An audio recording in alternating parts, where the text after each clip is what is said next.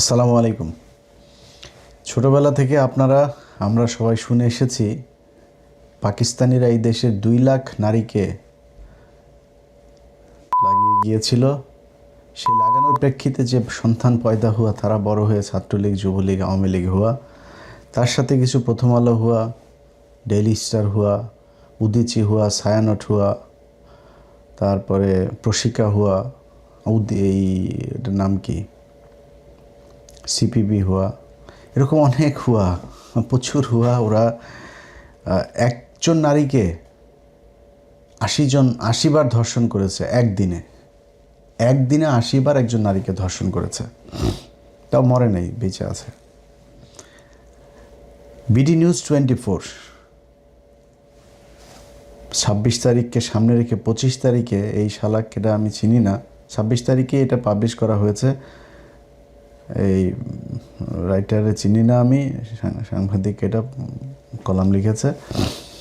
তার নিউজের শিরোনাম হয়েছে 2 লাখ নয়, 4 লাখ নারীর সম্ভ্রমের বিনিময়ে পাওয়া স্বাধীনতা। 2 লাখে হয় নাই, এখন 4 লাখ বানাইছে। এতদিন প্রথম আলো, ডেইলি স্টার যা করতো এখন প্রক্সি দিচ্ছে কয়েকটা পত্রিকা, এর মধ্যে বিডি নিউজ 24, তারপর ওইদিকে আসে হলো আপনার বিজনেস স্ট্যান্ডার্ড। এই মালিকগুলির চিনা রাখতেছি, সময় হলে বোঝা যাবে। তারপরে আরও কিছু আছে, এদিকে 71 সময় টম, এগুলো তো আছে, কিন্তু একটু ঝিমায় আছে আর কি, বিএনপির চাপে একটু ঝিমায় আছে। বাট এরা সময় আসলে কিন্তু বিএনপিরও ছাড়বে না, এটা মনে রাখেন। সবার আগে বিএনপিরই ধরবে, এদের তো আমরা চেহারা সবাই চিনি। তো এই নিউজটাতে 4 লাখ নারীর কথা বলা হয়েছে। আমরা নিউজটা একটু শুরু করে তারপরে আমি খুব গুরুত্বপূর্ণ আলোচনা করব। সেখানে বলেছে 71-এ ধর্ষণের, আচ্ছা, কুমিল্লা কারাগারে বন্দি পাকিস্তানি এক কর্মকর্তার সাক্ষাৎকার নিয়েছিলেন অস্ট্রেলিয়ান ডাক্তার জিওফ্রে ডেভিস। সে কর্মকর্তা ডেভিসকে বলেছিল, বুঝেন, কুমিল্লা কারাগারে একজন পাকিস্তানি কর্মকর্তা, কিসের কর্মকর্তা নাই, নাম নাই, কিচ্ছু নাই, অস্ট্রেলিয়ান ডাক্তার জিওফ্রে ডেভিস। সবাই চিনেন না এই ডাক্তাররে? সবাই, পৃথিবীর সব মানুষ চিনে, এই কারণে ওনারা আলাদা করে কিছু বলা লাগে নাই। এই ডাক্তার বিশাল পরিচিত এক ডাক্তার, সেই ডাক্তারের সূত্র মারফত এই কলাম লেখা হয়েছে। সেখানে বলেছেন সেই কর্মকর্তাকে ওই ডাক্তার জিজ্ঞেস করেছিলেন, তখন সেই কর্মকর্তা তাকে জিজ্ঞেস করেছিল, সব পাকিস্তানি সৈন্যরা মনে করত ধর্ষণ জায়েজ।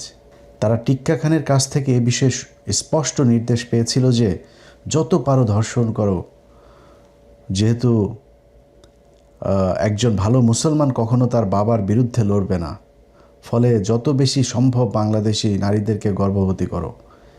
এ থেকে একটা গোটা প্রজন্ম জন্মাবে যাদের শরীরে বইবে পশ্চিম পাকিস্তানিদের রক্ত। এই ছিল ধর্ষণের পেছনে পাকিস্তানি সৈন্যদের মনস্তত্ত্ব। তার গলায় ছিল অবহেলার সুর। যুদ্ধে তো অনেক কিছুই হয়, আমরা কি এমন করেছি? মুক্তিযুদ্ধ শুরু হওয়ার কিছুদিন পর দেখা গেল পাকিস্তানি সেনাবাহিনী অথবা তাদের দোসর রাজাকার আলবদরের হাতে ধর্ষণের শিকার হয়ে হাজার হাজার নারী গর্ভবতী হয়ে পড়েছেন। সেগুলি এখন চাকরি করে বিডি নিউজ 24-এ, প্রথম আলোয়, ডেইলি স্টারে, এগুলি চাকরি করে এখন। পরিবার ছেড়ে দিয়েছে তাদের, হয়ে পড়েছেন স্বামী পরিত্যক্তা। ভুলে গেলে চলবে না, গল্পটা 54 বছর আগের। শিক্ষা দীক্ষার বলে তেমন কিছুই ছিল না তখন। কোনো নারী গর্ভের সন্তান রাখতে চান না, আবার অধিকাংশই ফেলে দিতে চান। অধিকাংশই ফেলে দিতে চান। আবার কারো গর্ভের সন্তানের বয়স হয়ে উঠেছে 7 থেকে 8 মাস, ফলে শারীরিক যন্ত্রণার চেয়ে মানসিক যন্ত্রণাটা গভীর। সে সময় হাসপাতালে গর্ভপাত অবৈধ ছিল, বিধায় কেউ ঝুঁকি নিতে রাজি ছিল না। এরকম সময়ে ইন্টারন্যাশনাল প্ল্যান্ড ব্রাদারহুড, ইউএনএফপিএ এবং বিশ্ব স্বাস্থ্য সংস্থা এগিয়ে আসলো। তারা বিখ্যাত অস্ট্রেলীয় চিকিৎসক জিওফ্রে ডেভিসকে বাংলাদেশে নিয়ে আসার ব্যবস্থা করলো। ডেভিস গর্ভপাত বিষয়ক বিশেষজ্ঞ ছিলেন, বিশেষ করে মনে রাখেন, বিশেষ করে 7 মাস বয়সী ভ্রূণের গর্ভপাত বিষয়ে বিশেষ প্রশিক্ষণ ছিল তার। যারা ডাক্তার, আমি তো সন্তানের বাবা, সো আমি এইটুকু অন্তত বুঝি যে 7 মাস বয়সী একটা বাচ্চাকে গর্ভপাত করানোর বিশেষ কৌশলী ডাক্তার 1971 সালে ছিল। এগুলি যদি কোনো গাইনি ডাক্তার শোনে, সুইসাইড করে মারা যাবে সে। তারপরে শুরুর দিকে ডেভিসকে কেউ সাহায্য করতে চাচ্ছিল না, সবাই ভয় পাচ্ছিল।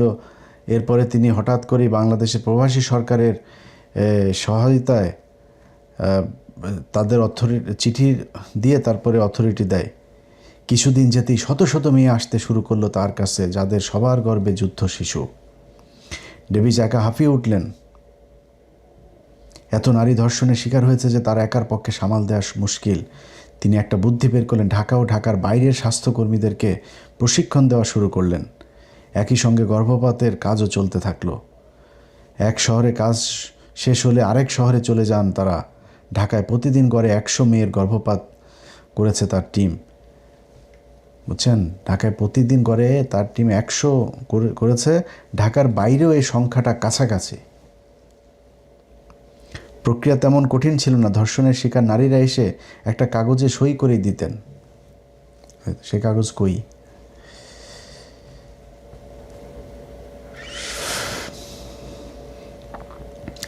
যাক, এখানে তারপরে আমি মূল অংশগুলো পড়ে শোনাই, অনেক লম্বা। আপনারা বিডি নিউজ 24-এর ওইখানে গেলে পুরোটা পড়তে পারবেন।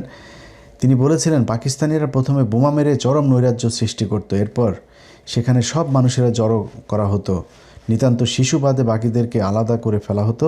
আওয়ামী লীগ ও পূর্ব পাকিস্তান সরকারের সঙ্গে জড়িত সবাইকে গুলি করে মারা হতো। তারপর মেয়েদেরকে একটা জায়গায় রেখে দেওয়া হতো, ইচ্ছে মতো ব্যবহার করতো তারা। কথায় আছে, ডাক্তার ও উকিলের কাছে কিছু লুকাতে নেই। ডাক্তার হওয়ার সুবাদে নিপীড়নের শিকার হওয়া অসংখ্য নারীর কেস স্টাডি ছিল তার কাছে। ধনী ও সুশ্রী মেয়েদেরকে কর্মকর্তাদের জন্য রাখা হতো, বাকিদের তুলে দেওয়া হতো নিম্নপদস্থ সিপাহীদের হাতে। এসব মেয়েরা সময় মতো খাবার পেত না, অসুস্থ হলে জুটত না চিকিৎসা। অজস্র নারী ক্যাম্পেই মারা গেছে। কোনো কোনো মেয়েকে একদিনে 80 বারের বেশিও ধর্ষণ করা হয়েছে। খাবার দিত না, কিছু দিত না। একটা মেয়ের 80 বারের পরেও ধর্ষণ করে। এরকম মেয়েও আবার জীবিত এসে তার কাছে সাক্ষাৎকার দিয়েছেন।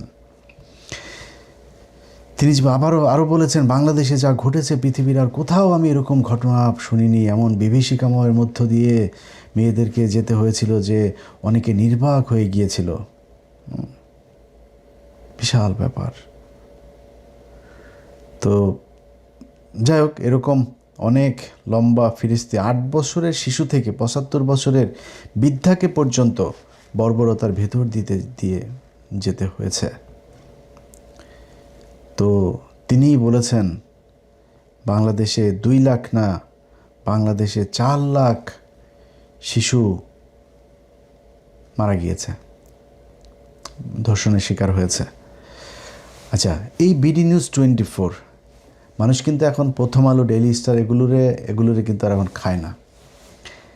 এই কারণে এরা এখন এই প্রক্সি দেওয়ায় কিছু পত্রিকারে দিয়ে, যেমন বাংলাদেশ অবজারভার আছে, এরকম কিছু কিছু পত্রিকা, এই যে মেঘনার মোস্তফা কামাল আছে না, আওয়ামী লীগের অনেকে টাকা পয়সা তার কাছে যায়।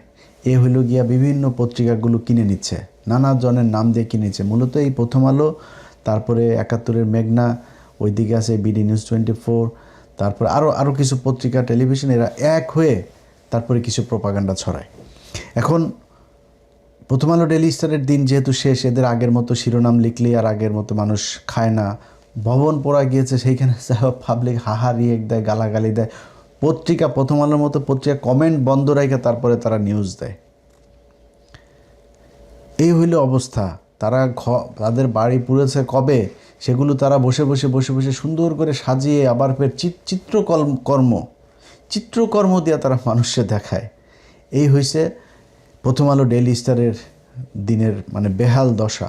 তো তারা এখন এই বিডি নিউজ 24 দিয়ে এরকম একটা করে মানুষকে বোঝানোর চেষ্টা করছে।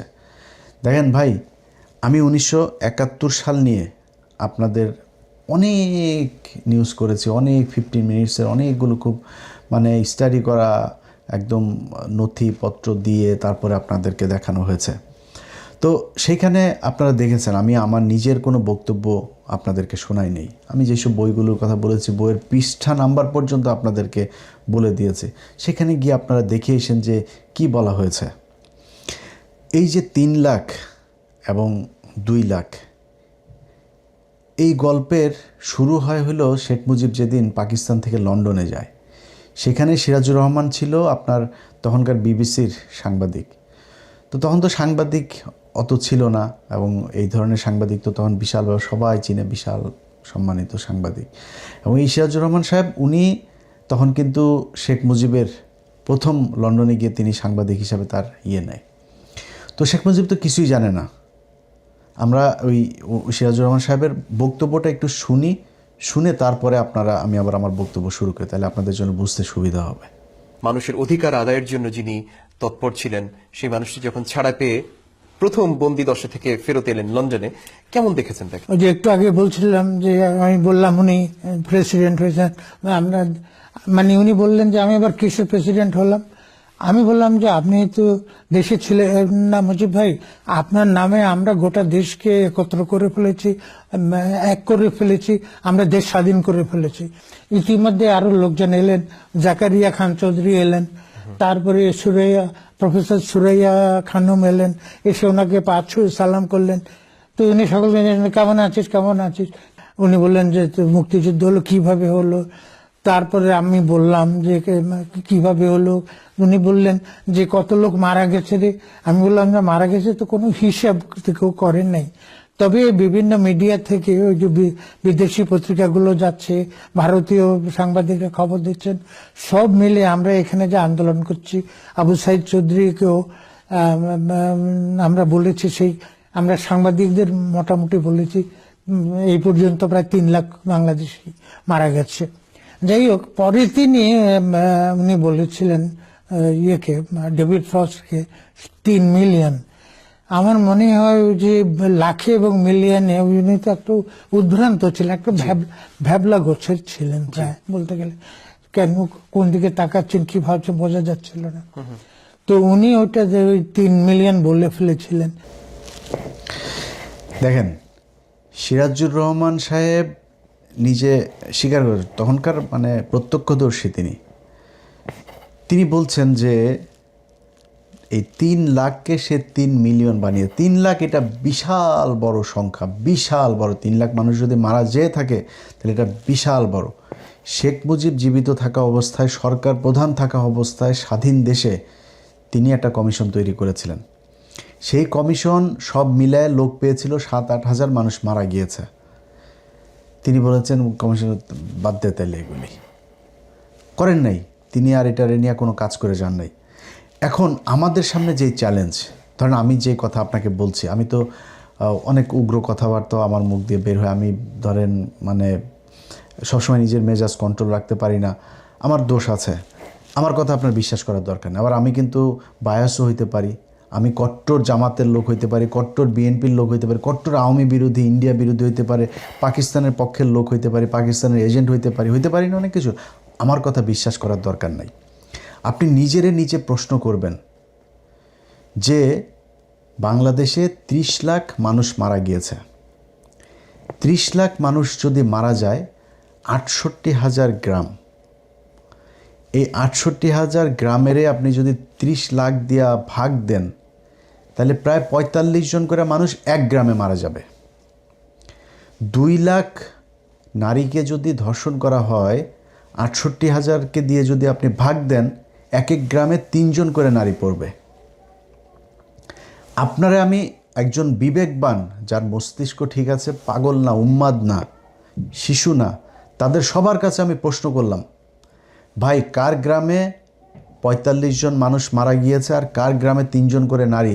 আপনি না, আপনি একজন মানুষ। এখন তো সোশ্যাল মিডিয়ার যুগ, আপনার বন্ধু আছে সিলেটে, যার বাড়ি তার বরিশালের রংপুরের আছে, রংপুরের চিটাগাংয়ের আছে না, আপনি সবাই জিজ্ঞেস করেন, আপনার ফেসবুকে পোস্ট করবেন যে ভাই কার কার গ্রামে, মানে অনেকে এখন আবার বলে যে যারা ধর্ষিত হয়েছে তাদেরকে বলা যায় না, আরে বাংলাদেশের এমন মাখি আছে সে কিনা টাকা নিয়ে, আমি আমার 21 টিভির খবর জানি, আমাদের 21 টিভিতে এক মাগি ছিল, মুশফিকা নাজনীন।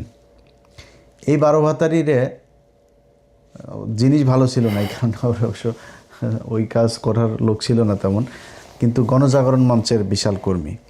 এই মাগিটা লোকের টাকা দিয়া, আমরা তো একই প্যানেলে কাজ করতে গিয়েছি, আমি প্যানেলে গিয়েছি, ওইখানে দেখছি যে প্যানেলে রেকর্ড হচ্ছে ক্যাসেট। তখন দেখি যে এক মহিলা বক্তব্য দিচ্ছে, সম্ভবত ওই যে ইয়েদের ওই দিকের মেজর সুমনদের বাড়ি কোথায়, ওই যে হবিগঞ্জের ওইদিকে, হবিগঞ্জের ওইখানকার একটা মহিলা সে বক্তা, এবং সে খুব বিখ্যাত আপনার বীরাঙ্গনা, সবাই চিনে, প্রতি বছর তার করে, তো করে তারপরে আবার ওই সাংবাদিক আবার এই টাকাটা দিচ্ছে, তো ক্যামেরা অন ছিল, বলছে যে খালা নেন, আর এই যেভাবে দিচ্ছেন এইভাবেই সবাই দিয়েন। এটা 2011-12 সালের কথা। আমি কিন্তু ভাই এই গণজাগরণ মঞ্চ যদি বাংলাদেশে না হইতো আর আমি নিজের চোখে না দেখতাম, আমি কিন্তু হাফ আওয়ামী লীগ থাকতাম সারা জীবন। কারণ হলো ওই কিছুটা ছিল যে পাকিস্তানিরা বোধহয় আসলে কিছু খারাপ কাজ করে গিয়েছে, শেখ মুজিব একটা নবী রাসূলের পর্যায়ের একটা লোক ছিল, শেখ মুজিবের ব্যাপারে তো আমার কোনো সন্দেহই ছিল না, বিশাল ভালো একটা, খুব দেশপ্রেমিক। ওর সত্যি কথা বলছি ভাই, ওর শুনলে আমার এই পশম দাঁড়ায় যাইতো তার আগ পর্যন্ত, ছোটোবেলা থেকেই এটা দেখে এসেছি। কিন্তু শালার জিনিসপত্র জানার পরে, পড়ার পরে এখন বুঝতেছি যে সেই শালা যে কত বড় বদমাইশ মাল। তো আমিও কিন্তু বিশ্বাস করতাম যে এরকম কিছু তো হয়েছেই। এখন আপনারা জিজ্ঞেস করলাম, আপনার যত মানুষ আছে আপনি ফেসবুকে পোস্ট করবেন, করে তারপরে সবাইকে জিজ্ঞেস করবেন যে ভাই কার কার গ্রামে কতজন নারী ধর্ষণ হয়েছে আর কতজন মানুষ মারা গিয়েছে, একটু কমেন্ট করে জানান। এটা তো আপনার জন্য খুব কঠিন কিছু না, তো আপনার ঘরে ঘরে যা জিজ্ঞেস করতে হবে না, আপনার সবার ফেসবুক আইডি আছে, পেজ আছে, পরিচিত একজনের পেজ আছে, সবারই বলেন, প্রথম আলোরে বলেন, ডেইলি স্টার বলেন, এই বিডি নিউজ 24-এ বলেন যে তুই বেটা পোস্ট কর, আমরা একটু দেখতে চাই যে সারা বাংলাদেশ থেকে কত মানুষই করে। কেউ আজ পর্যন্ত করে নাই এই জরিপ, কোনো সরকার করে নাই। কারণ কি? এটা ভারত করতে দেয় নাই, তাই করে নাই। আমি বাংলা এডিশনকে আমরা একটা কাজ শুরু করেছিলাম, তো সে কাজ এখনও চলছে আমাদের। আমরা মন্ত্রণালয় থেকে খোঁজ নিলাম যে আমরা বীরাঙ্গনাদের নিয়ে প্রথম করতে চাই, আমরা জানতে চাই আসলেই যদি কেউ ধর্ষিত হয়ে থাকে, মারা তো গিয়েছে, যুদ্ধে তো মানুষ মারা গিয়েছে, যুদ্ধে মুক্তিযুদ্ধে অনেক অরিজিনাল মুক্তিযোদ্ধাও আছে, তা আমরা এটা একটু জানতে চাই কতজন আসলে মুক্তিযোদ্ধা, কতজন মারা গিয়েছে, কতজন ধর্ষিত হয়েছে, জেনুইন যারা তাদের প্রতি তো আমরা আমাদের রেসপেক্ট দেখাইতে হবে। ওদেরকে যদি বলে প্রতি মাসে 1 কোটি করে টাকা দিবে, আমার কোনো সমস্যা নেই। কিন্তু এই প্রথম আলো গতকালকে নিউজ করেছে 8,000 সরকারি চাকরিজীবী যারা মুক্তিযোদ্ধার সনদ দিয়ে চাকরি নিয়েছে তাদেরকে ভুয়া মনে করা হচ্ছে। প্রথম আলো নিউজ করছে, কিন্তু প্রথম আলোরে বলেন যে ভাই এই যে মুক্তিযুদ্ধটা হয়েছিল ইতিহাসটা ভুয়া, এটারে নিয়ে আপনারা একটা অনুসন্ধান করেন, সারা দেশে একটা জরিপ করেন, করে তারপরে আমাদেরকে এটার একটা রেজাল্ট দেন বা খুঁজে বার করেন কতজন জেনুইন মানুষ মারা গিয়েছে। 30 লাখ মানুষ তো মারা গিয়েছে, তাদের আত্মীয় স্বজন আছে, এটা তো আর 300-400 বছর 1000 বছর হয়ে যায় নাই, এখনও ওই প্রজন্মের মানুষ, ওই সময়ের মানুষ আপনার জীবিত আছে, নিজের চোখে দেখেছে। তাদের কাছ থেকে নেন, তাদের পরিবারের কাছে যা খোঁজ নেন। এটা করবে না, কোনো সরকারও করবে না। একমাত্র যদি জামাত ক্ষমতায় আসে তারা করতে পারে, কিন্তু তারা আমি নিজেও চাই না তারা করুক। আমার মনে হয় তারা এটাতে হাত দিবে না, কারণ তারা দিলে আবার বলবে তাদের তো দোষের অভাব নাই, তাদেরকে দেওয়া করানো দরকার। কিন্তু বিএনপি একমাত্র দল ছিল যারা চাইলে এটা করতে পারে। আমি জানি না তারা করবে কি না, মনে হয় না তারা করবে। কেন করবে না? ইন্ডিয়া করতে দিবে না। ইন্ডিয়ার সমস্যাটা কোথায় দেখেন, ইন্ডিয়ার বিষয় হলো মুক্তিযোদ্ধাটাকে নিয়ে এমন কিছু প্রোপাগান্ডা তারা ইস্টাবলিশ করেছে গত 55 বছরে, এটা দিয়ে আমাদের বাংলাদেশের মানুষের ভিতরে বিশাল ক্ষোভ থাকবে পাকিস্তানিদের প্রতি। পাকিস্তানিরা খুব খারাপ, পাকিস্তানিরা লক্ষ লক্ষ দেন, 2 লাখরা এখন 4 লাখে নিয়ে এসেছে।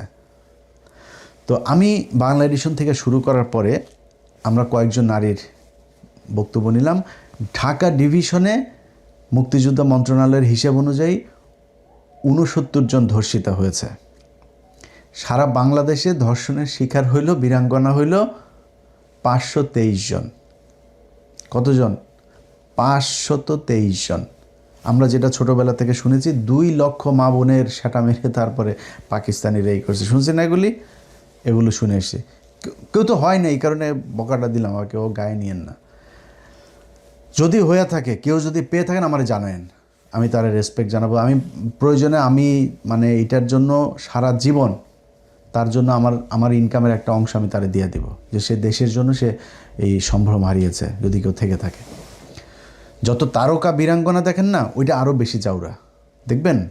বাংলা এডিশন ঢাকা ডিভিশনের 69 জনের পাইল, মুক্তিযোদ্ধা মন্ত্রণালয়ের হিসাব অনুযায়ী ঢাকা বিভাগে 69 জন ধর্ষিত হয়েছে। আমরা সব জায়গায় গেলাম, একজন নারীকে পাইলাম, সে বিখ্যাত বীরাঙ্গনা, বিখ্যাত, সবাই চেনে তারে, একদম এলাকায় যা বলার সাথে সাথে আমাদের টিম গিয়েছে, চিনে ফেলেছে। তার বক্তব্যটা একটু শুনি যে সে কত বড় মাপের একটা বীরাঙ্গনা ছিল। চলেন। আমার নাম শেখ ফাতেমা আলী, পাক শাকের কাজ করতাম। তখন বললো যে কে কোন কাজ করতে পারবি বল। আমি কে ভাই, আমি একটা বিস্ফোরণ তৈরি করি যুদ্ধের মধ্যেই।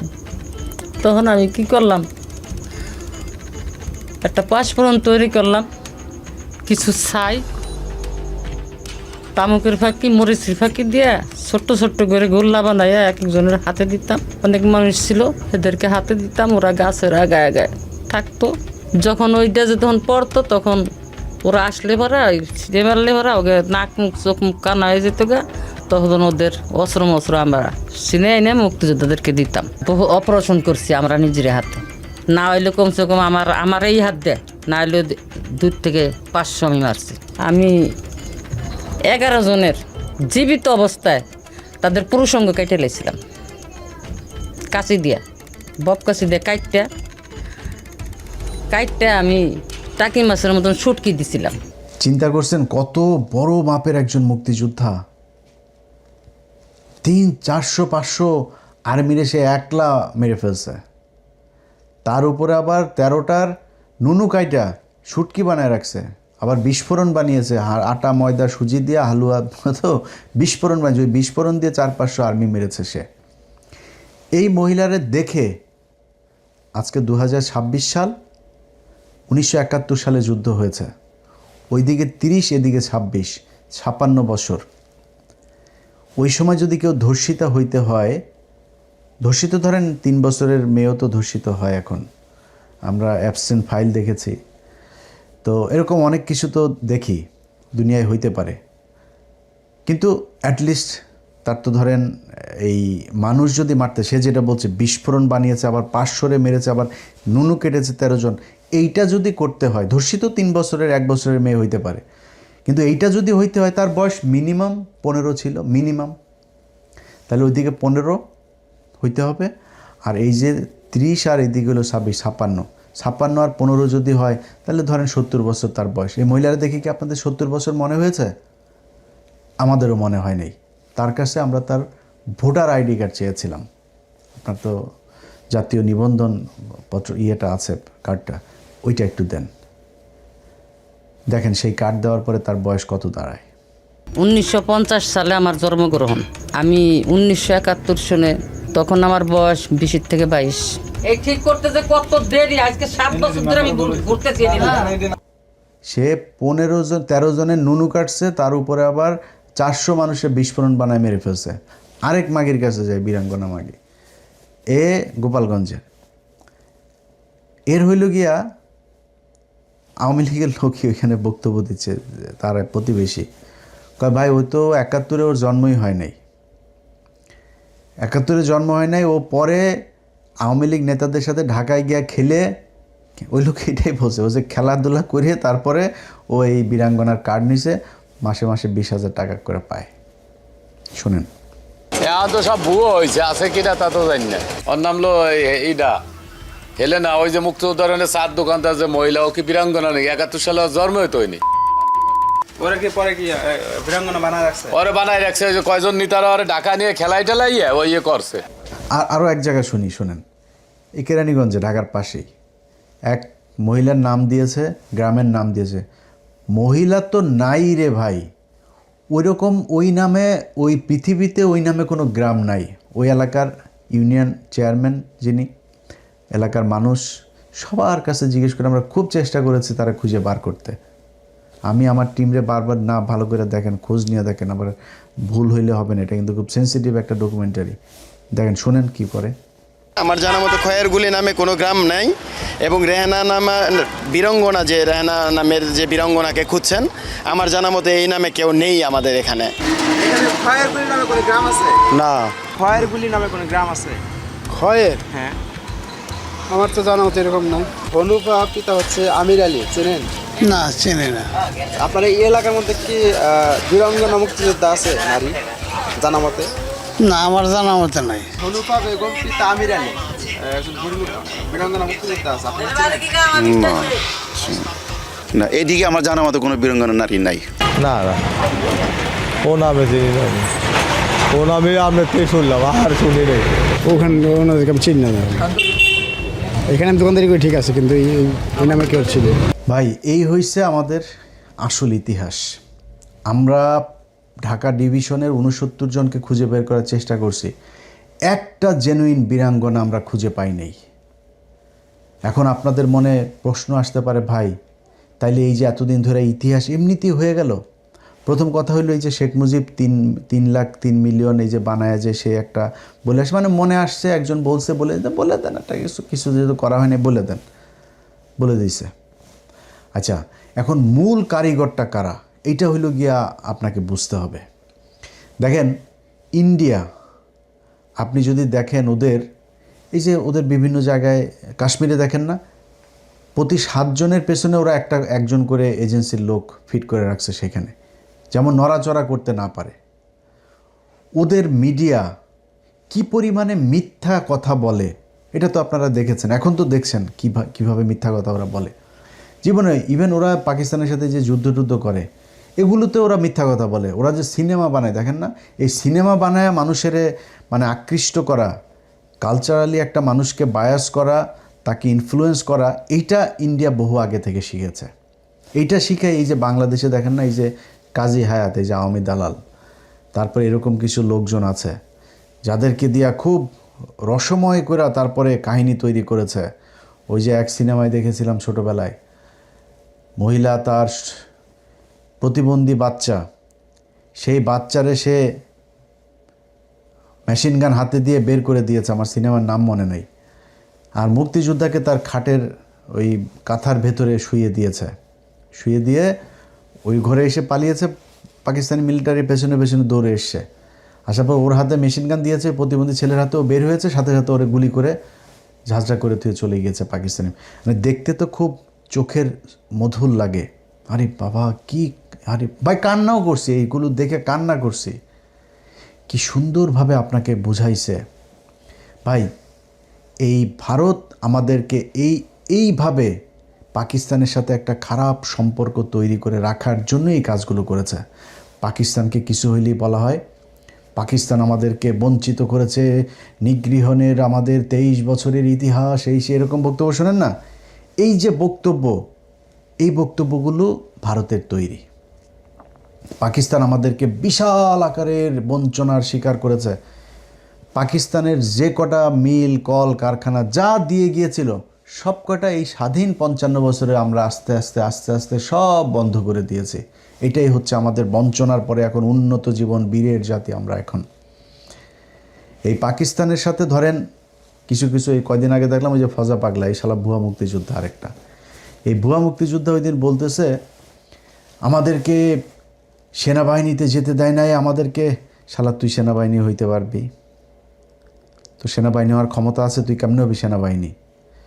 সেনাবাহিনী হওয়ার যার ক্ষমতা আছে, যার মেধা আছে, যার ওই এখন আমাদের বাংলাদেশের এই যে মাজা ভাঙা যে সেনাবাহিনী, এইটারও তো আপনার এইখানে করতে গেলে যখন আপনার ওই যে ওদের ট্রেনিং চলে, এই ট্রেনিং করতে গেলে ভাই আপনি আমি আমাদের পক্ষে সম্ভব না তো।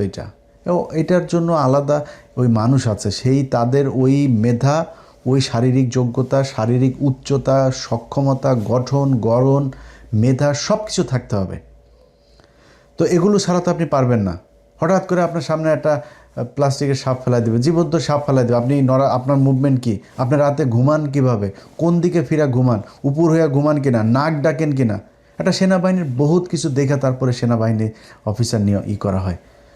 তার যে ট্রেনিং, এই ট্রেনিং আপনাকে করার জন্য শারীরিকভাবে সক্ষম হইতে হবে, নাহলে তো আপনার দিবে না। তো পাকিস্তানের কি বাংলাদেশের কেউ সেনাবাহিনী হয় নাই? জিয়াউর রহমান সেনাবাহিনী হয় নাই, মেজর জলিল সেনাবাহিনীতে যোগ দেয় নাই। বাংলাদেশের সেনাবাহিনীতে তখন কেউ ছিল না, যে মুক্তিযুদ্ধে যারা এসেছিল তারা সবই তো বাংলাদেশের সেনাবাহিনী।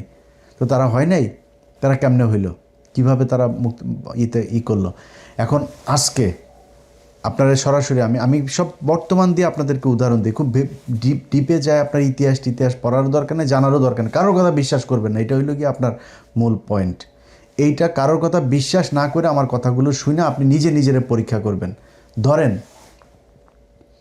আজকে বাংলাদেশ পাকিস্তান আবার ফের এক হইল, কথার কথা হয়ে তারপরে মনে করেন বলল এখন এক হয়ে গেলে বাংলাদেশ আর পাকিস্তানের যে ক্রিকেট টিম, এই ক্রিকেট টিমটা কি হবে? এক হবে না, তখন তো এক দল হবে। এক দল যখন হবে, এখন যদি আপনি বলেন যে পাকিস্তানের টিমের থেকে বাংলাদেশ টিমের, এখন তো তাও বাংলাদেশ টিমের অবস্থা তাও তুলনামূলক ভালো আছে। আজ থেকে 10 বছর আগেও যদি হিসাব করি, তো যদি বলা হয়তো পাকিস্তান আর বাংলাদেশ মিলে একটা টিম বানানো হবে, তো বাংলাদেশের কয়জন চান্স পাইতো? সর্বোচ্চ সাকিব আল হাসান চান্স পাইতো, আর কি একজনও ছিল বাংলাদেশে যে কিনা, ইভেন এখনও আপনি কতজন পাকিস্তান দলে যা চান্স পাবেন? পাকিস্তানের এই ইয়ে নিয়ে এখনও রাজনীতি, ওরা তো রাজনীতি করে ওদের জীবনের বহুত দেশেরও ক্ষতি হয়েছে, ওদের এই রাজনৈতিক যে দ্বন্দ্ব এগুলো নিয়ে ওদের নিজেদের প্লেয়াররাই বলে ওদের ভেতরে এখনও রাজনীতি চলে। সেই রাজনীতি করতে গিয়েও পাকিস্তানের এখনকার যে দলটা আছে সেই দলের সাথে বাংলাদেশের কয়জন গিয়ে সেখানে টের পাবে? ভাই ওরা দেখতে, ওরা আমাদের চাইতে যোগ্যতা, শিক্ষাগত যোগ্যতা, আপনি পৃথিবীর যেই প্রান্তে যে আছেন, আমি আমার আমেরিকার খবর জানি, আমরা কোন জায়গায় আছি আর পাকিস্তানিরা কোন জায়গায় আছে সেটা একটা বাঙালিরে জিজ্ঞেস করেন, একটা আওয়ামী লীগের লোকেরা যাই জিজ্ঞেস করেন যে ভাই পাকিস্তানের লোকজন আমেরিকায় কি করে ওরা? ভাই ওরা যদি চুরিও করে খুব স্মার্টলি, আমাদের যাতে বহু বড় চুরি করবে। তো পাকিস্তানের লোকের সাথে এখন আপনি যদি দেন যে ওরা যা যেরকম ছিল ওইটার মধ্যে আমাদের লোক অর্ধেক দিতে হবে, অর্ধেক না, তোরা তো দেশ হিসাবে করেছে, তো সেই হিসাবে আপনারা হয় নাই তো। তারপরেও ধরেন তর্কের খাতিরে ধরলাম পাকিস্তানিরা স্বজনপ্রীতি করেছে। আচ্ছা আমার দেশের আজকে 55 বছর বয়স হইল, আপনি এখন ঘুষ ছাড়া চাকরি পান তো, তাই না? আপনার মামু খালু না থাকলে চাকরি পান নাকি? নিজেরে কোশ্চেন করেন এই ব্রেনের মধ্যে, তাইলে উত্তর পেয়ে যাবেন। সো এই জিনিসগুলো দিয়ে আমাদেরকে যদি নাকি বলা হয় দুই দেশ আলাদা হয়ে যাইতে হবে, আলাদা হয়ে গিয়েছে, যুদ্ধ শুরু হয়ে গিয়েছে, ভাই তাহলে তো বাংলাদেশ প্রতিদিন আলাদা হবে, এক ভাগে, ময়মনসিংহ একদিকে যাবে, খুলনা আরেকদিকে যাবে, সিলেট আরেকদিকে যাবে, সব আলাদা হয়ে যাবে, কেউ থাকবে না। যদি ওইটাই পয়েন্ট হয় যে আমরা এই চাকরি বাকরির ক্ষেত্রে হয়, এই করা হয়, আমাদের বঞ্চিত করা হয়, তো গোপালগঞ্জে এতদিন ধরে যে গোপালগঞ্জে যা করা হয়েছে, এখন আবার ধরেন পুলিশের অনেক অফিসার আছে যারা কিনা বগুড়ায় বাড়ি হইলেই সে কী করেছে আর দেখার দরকার নেই, বগুড়া বাড়ি হইলেই তারা ভালো পজিশনে আছে, পুলিশের নিজেদের কথা। তো এটা তো ভাই হচ্ছে, আগেও হয়েছে। এখন আমাদের মূল পয়েন্টটা হচ্ছে যে বাংলাদেশ পাকিস্তানের থেকে আলাদা হয়েছে। পাকিস্তানের সাথে 1971 না হইলে 81-তে হইতো না, 91-তে হইতো না, 26-এ হইতোই। এত দূরে দুইটা দেশ একসাথে জীবনও থাকতো না, আমি নিজেও চাইতাম না যে থাকুক, আলাদা হয়ে যাইতো। আলাদা হওয়ার পরে এখন আমার কি দরকার ভাই, সেটা হলো মূল কোশ্চেন। এই ইন্ডিয়ার এই 2 লাখ আর 30 লাখ মা বোনের এই বালছাল এগুলি ধনপন এগুলি যদি শুনা, ভাই আমার কথা ভালো না লাগলে আপনি জরিপ করেন, আপনিও এটা অনুসন্ধান করেন। আপনার বিএনপিরও তো এখন আমাদের কথা ভালো লাগে না, বিএনপিরে বলবো বিএনপি করুক, তার রাষ্ট্রীয় ক্ষমতায়, তার মন্ত্রণালয় আছে আলাদা একটা, করেন আপনি, করে তারপরে করেন। এটা করবেন না, এটা করবেন না কেন? এটা করবেন না কারণ হইছে এইটা নিয়েই রাজনীতি করতে হবে, এটা না থাকলে আর রাজনীতি থাকবে না, যে কারণে তারা এই নিয়ে রাজনীতি করে। আর ইন্ডিয়া ওইখানে এই মুক্তিযোদ্ধার বাল দিয়া দুই পাকিস্তানের মানুষের মধ্যে মনে করেন এই যে মানে তাদের দা কুমড়ো সম্পর্ক, সেই 1971 সাল থেকে এই 2024 সাল পর্যন্ত এটা চালিয়ে রেখেছে। এই ধনফোন 71-এর এই বাল দিয়া বাংলাদেশের মানুষের আলাদা করা যাবে না। আমরা এক, পাকিস্তানের মানুষ মুসলমান, আমরা মুসলমান ভাই। আমার দরকারে সে আসবে, তার দরকারে আমরা যাব, তাদের সাথে আমার সর্বোচ্চ ভালো একটা সম্পর্ক থাকবে।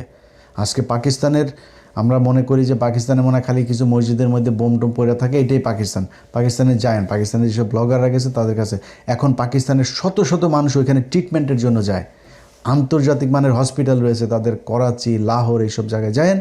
কি হসপিটাল আপনি গুগলে সার্চ দেন, তাদের যেই আপনার আমাদের বুয়েটের মতো তাদের ওইখানে যেই মানের বিশ্ববিদ্যালয় আছে, ভাই তারা আমাদের যেই 23 বছরে বিশাল নিবৃত করে গিয়েছে বলা হয় না, এই 23 বছরে এই যে বুয়েট যা দেখেন এই পাকিস্তান করে দিয়ে গিয়েছিল সেইটাই করে খাচ্ছে এখনও।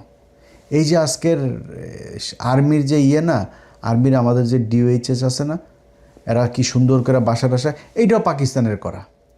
পাকিস্তানের ওইটার নাম হলো DHA, আমাদের এটার নাম দিয়েছে DOHS। এই যে মিলিটারি হাসপাতাল, এই হাসপাতালগুলো তাদের আইডিয়া, তারা করছে এগুলো, তাদের যেই ভালো ভালো জিনিসগুলো সেইটার উপরে বেস করে এখনও দেশটা টিকে আছে, এর বাইরে কিচ্ছু করতে পারেন নাই।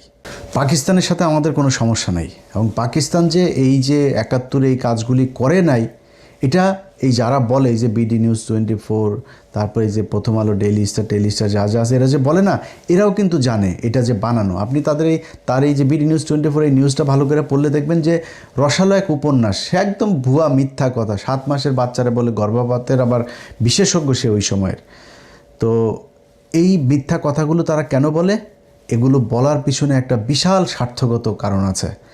এই নিজেদের স্বার্থ নিয়েই তারা বাংলাদেশের বিরুদ্ধে গিয়ে ভারতের হয়ে কাজ করে, কারণ ভারত কিছু টুলস তারা বাংলাদেশে রেখেছে, এই যে উদিসি, তারপরে ছায়ানট, সাংস্কৃতিক, তারপরে এই যে এদিকে পত্রিকা, প্রথম আলো, ডেইলি স্টার, BD News 24, এরকম বিভিন্ন জায়গায় আপনার কি বলে চাকরিজীবী, পেশাজীবী, এরকম বহু জায়গায় তারা ইন্টেলিজেন্সের ভেতরে তাদের লোক তারা রেখে দিয়েছে।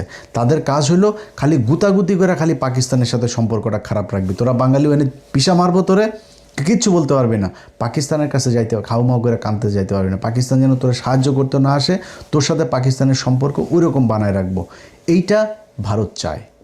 যেই কারণে আমাদের এই লোকগুলো এরকম করে। এগুলো কারা কারা করে, কেন করে, এটা পরের ভিডিওতে আপনাদেরকে আমি জানাবো। আজকের ভিডিও অনেক বড় হয়ে যাচ্ছে, যে কারণে ওই আলোচনায় আজকে গেলাম না। তবে এই যে কাজগুলো করে, এগুলোর পেছনে কিন্তু তাদের একটা বিশাল উদ্দেশ্য নিয়ে তারা খুব সুনির্দিষ্টভাবে আপনাদের সাথে ব্রেন গেম খেলে। এই ব্রেন গেম খেলার বাংলাদেশে 2024 সালের যে বিপ্লব হয়েছে, এই বিপ্লব এই খেলা শেষ করার জন্য হয়েছে। পাকিস্তানের সাথে আমাদের সম্পর্ক ভালো রাখতে হবে, এটা পাকিস্তানের জন্য না, বাংলাদেশের জন্য পাকিস্তানের সাথে আমাদের সম্পর্ক ভালো রাখতে হবে। যার যার সাথে দরকার হয়, আমাদের একমাত্র শত্রু ইন্ডিয়া, এটা মাথায় রাখতে হবে। এই শত্রুকে মোকাবেলা করার জন্য যাদেরকে দরকার হয়, যাদের সাথে ভালো সম্পর্ক রাখার দরকার হয়, সেটা আমেরিকা হোক, চীন হোক, পাকিস্তান হোক আর আফগানিস্তান হোক, তাদের সাথে আমাদের সম্পর্ক ভালো থাকবে। ব্যাস, আমাদের পৃথিবীর মধ্যে একমাত্র শত্রু ইন্ডিয়া, এইটাই প্রজন্ম চিনেছে। এবং আমার বিশ্বাস এরপরে যে সরকারগুলো আসবে, তারেক রহমান সহ প্রতিটা সরকার এই জনগণের এই পাস বুঝে তারপরে দেশ পরিচালনা করবে। যদি সরকারের কোনো সমস্যা হয়, তাদের সাথে মোকাবেলা করতে এই দেশের মানুষ জীবন দেওয়ার জন্য প্রস্তুত আছে। আল্লাহ হাফেজ।